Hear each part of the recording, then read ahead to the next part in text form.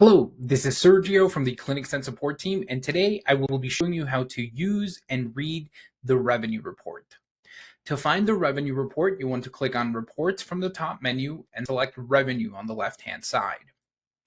This report can be filtered by date range, so you can select a day, a week, or any custom date range.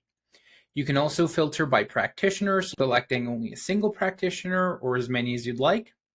And once you have your desired filters, you can click on Generate Report. The revenue report is split up into two sections. The top section shows revenue for this date range. You'll see the type of services that you've provided, as well as the quantity and the total revenue attributable to those services. On the second section, you'll see deferred revenue. And deferred revenue is revenue for services that you have not yet provided. This could be anything like an account credit, gift certificate, or treatment package.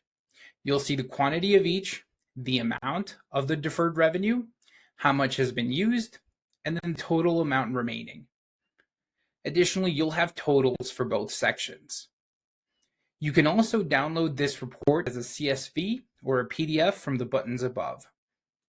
Please note that this report does not include sales tax, as sales tax is not considered revenue.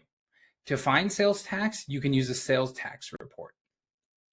Additionally, please note that revenue reports are different from payment reports.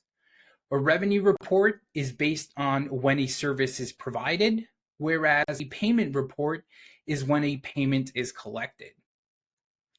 I hope this helps, but if you have any questions, don't hesitate to reach out. Our email is support@clinicsense.com. Have a good one. Bye-bye.